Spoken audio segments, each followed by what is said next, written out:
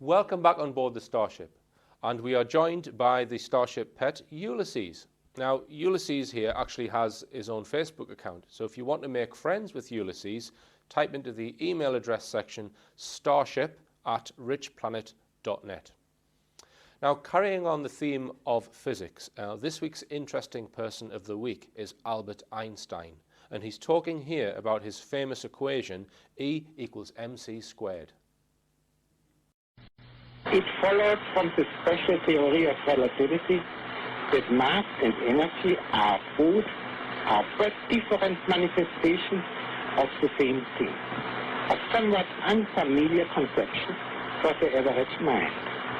Furthermore, the equation E is equal mc squared, in which energy is but equal to mass multiplied with the square of the velocity of light, showed that very small amount of mass may be converted into a very large amount of energy, and vice versa. The mass and energy were in fact equivalent, according to the formula mentioned above. This was demonstrated by Cockcroft and Walton in 1932 experimentally. And if you suspect that you may have interesting facets to your personality, then why not make a YouTube clip of you being interesting and then email a link to starship@richplanet.net and we'll take a look at it. Okay, which brings me to this week's interesting scientific fact, and it is that astronauts, when in zero gravity, cannot belch. And this apparently is because there is no gravity to separate the liquid from the gas in their stomachs. Now, we have an announcement to make before we go back to this week's guest, and that is the Wake Up Call conference in Kirkcaldy, Scotland. That takes place on Saturday the 22nd of May and promises to be a very worthwhile event. Speakers at the conference include Jane Burgermeister, Jeff Stray, Brian Gerrish, John Cools, Jack Deason and myself. And you can find out more about that conference at thewakeupcall.org.uk. And the entertainment is provided by the Liberty Tour. Now that's Gareth Icke's band, the son of the legendary David Icke, and we heard from the Liberty Tour just before the break there. Okay, we're talking with John Duffield about physics and electrons, and we've got a diagram up on the screen here, John, of an electron. Now, can you tell us where this diagram comes from? It's from a paper by a couple of guys called Williamson and van der Mark. They're former CERN physicists. It's called Is the Electron a Photon with Toroidal Topology? And it's one of the many papers that I read in order to come up with this synthesis and simplified explanation. Okay. Here we see the dark line is a double loop. That's in essence a photon path. The photon is entirely travelling through itself. It's essentially space warp. When space warp goes through space warp, it changes path. Okay. If the photon is travelling entirely through itself, its path continually changes, therefore it's trapped by itself. Okay, so it has two different orientations of spin, would you say? Or Yeah, if you look at the picture, there's something going around this way in the direction of the arrows. It's also rotating around this way. Okay, and the donut shape there is sort of what is the resultant shape if one could visualize it, is that? Yeah, it's not something you can really see. The lines are in essence contour lines. They don't stop. It's not actually a donut. If you looked at it from a further distance, it would be a fatter donut, and fatter and fatter and fatter. Right. You can draw the contour lines ad infinitum. Okay, but as you get further away, the field is weaker, I guess. Would you? Yeah, when you get a long way away, there's no actual rotation going on anymore. Instead, you just got this frame dragging twist. Okay, and this is well, the electron is one of the most fundamental particles that make up everything that there is, along with protons and neutrons. We'll come on to them a little bit later. But this paper, this isn't accepted theory, is it, John? This is contentious. Would you say that? This I'd say that it's classed as a little bit speculative in that papers with a question mark on the end they're posing a question rather than answering a question. right? And I think they do answer the question of what the electron is in a very interesting way. I certainly found this paper very interesting.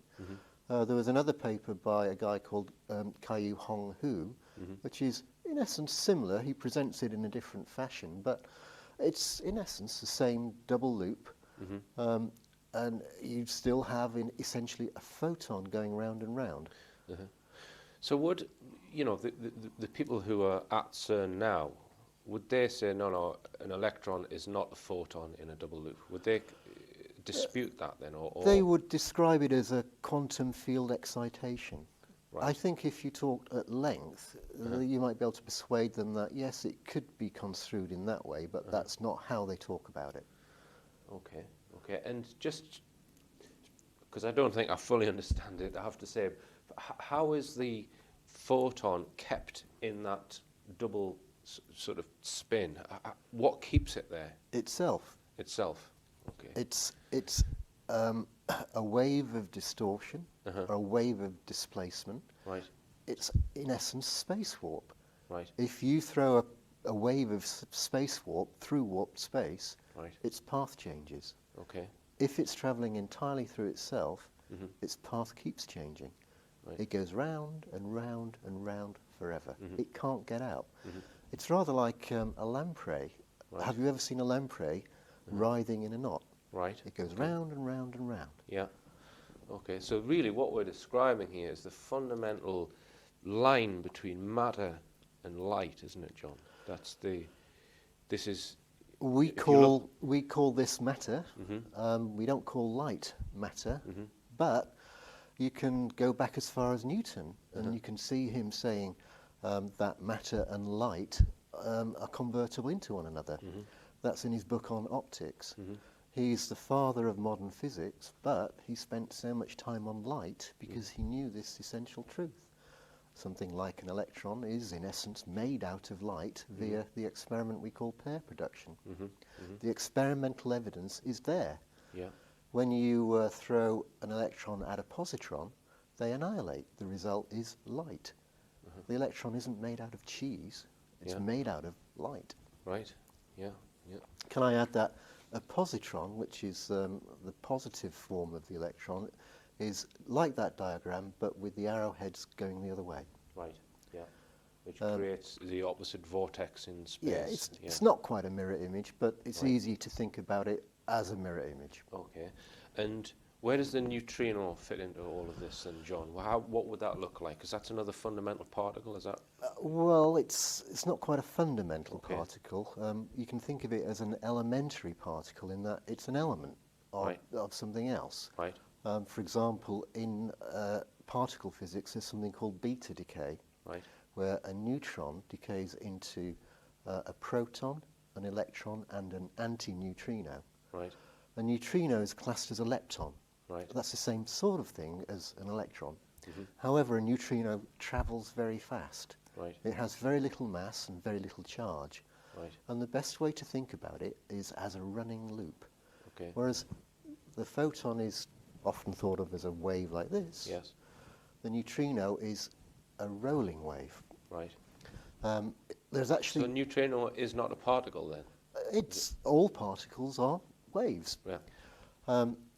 The neutrino is depicted like this in the mathematics. It's called a Weyl spinner.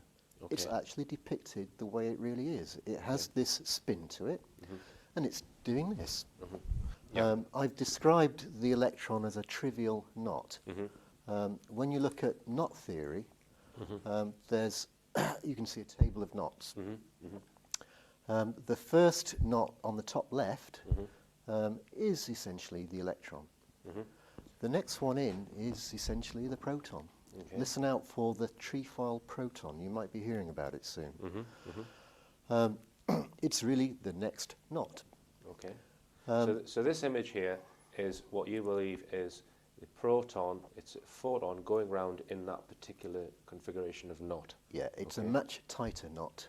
Now, just to go back to the electron here, John, that just looks like two circles, one inside the other. It doesn't look like the donut that we just described. So why is If that you not? go back to the donut image, inside that image there's the black line, which Yes. is two loops. Yes.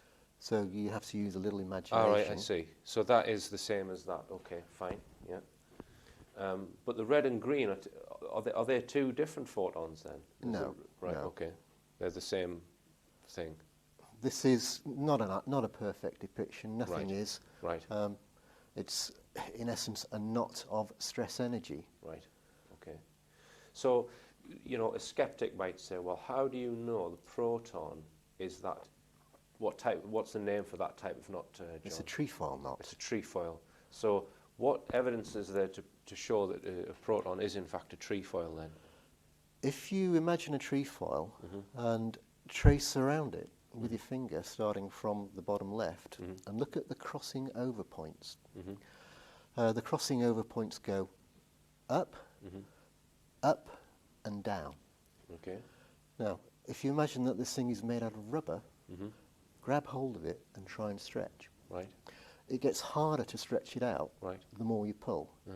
Now, in physics, there's something called the bag model of quark confinement, and this fits. Right. The tension that stops you pulling it apart is, in essence, the strong force. Right. There aren't really any gluons rattling around in there. They're hypothetical or virtual particles. Right. When you annihilate a proton with an antiproton, one of the results you can get is two neutral pions. Right.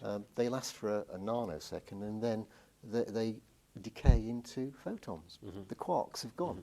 They're gone. Right. The strong force has apparently gone, but it's still there, but it's hidden. Right. So in essence, what you're saying is that these hypothetical particles that some physicists dream up can be explained in other terms. They're all simple real terms. particles. Right. However, only very few of them are stable. Right. The electron is stable, the proton is stable, neutrinos and photons, they're stable, Right. But they move very fast. Right. In terms of static particles, there's the electron, the proton, the positron, and the antiproton. Right. That's it. And how do we get a neutron? Well, What's a in it? neutron is, it's not quite an electron and a proton. It's not the same as an electron and a proton joined together. You know this because if you have a free neutron, which is out of a nucleus, after 15 minutes, Right. it decays. Right. And it decays into an electron, a proton, and an antineutrino.